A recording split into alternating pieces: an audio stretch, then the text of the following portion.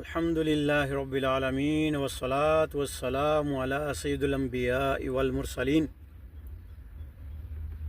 فرمان مصطفیٰ صلی اللہ تعالیٰ علیہ وسلم ہے، جب تک بندہ مجھ پر درود پاک پڑھتا رہتا ہے، اللہ پاک کے مقرب فرشتے اس کے لیے استغفار یعنی مغفرت کی دعا کرتے رہتے ہیں۔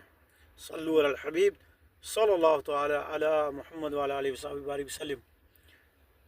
مطلب پیارے اسلام بھائیو، کل کے ولاگ میں ہم نے نماز کے بارے میں کچھ شروع کیا تھا کہ علماء نے جو کتابوں میں تحریر کیا اس کے مطابق کل ایک حدیث پاک عرض کی تھی کہ فرمان مصطفیٰ صلی اللہ علیہ وسلم ہے کہ جو بندہ جان بوجھ کر ایک نماز چھوڑتا ہے، جہنم کے دروازے پر اس کا نام لکھ دیا جاتا ہے، جس کے راستے سے وہ داخل جہنم کیا جائے گا۔ لیکن اس کے آگے یہ بھی فرمایا کہ جب تک وہ نماز پڑھ کے اس کی توبہ نہ کر لے، یعنی جو نماز رہ گئی ہے اس کو پڑھ کے اللہ کی بارگاہ میں اس کی توبہ طلب کرے، مغفرت طلب کرے تو اللہ معاف فرما دیتا ہے۔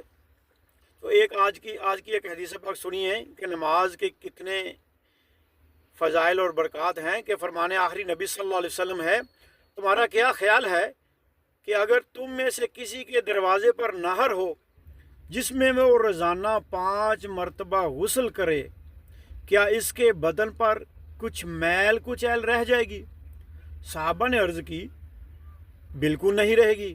تو آپ صلی اللہ علیہ وسلم نے فرمایا 5 نمازوں کی مثال ایسی ہی ہے کہ اللہ ان کے ذریعے خطاؤں کو مٹاتا ہے۔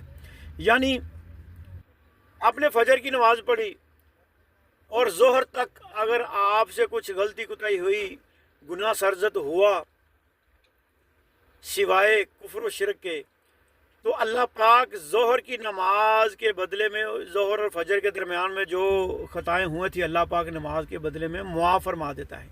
اسی طریقے ظہر سے عصر تک کوئی کمی بیشی ہوئی تو اللہ پاک عصر کی نماز پڑھنے سے معاف فرما دیتا ہے۔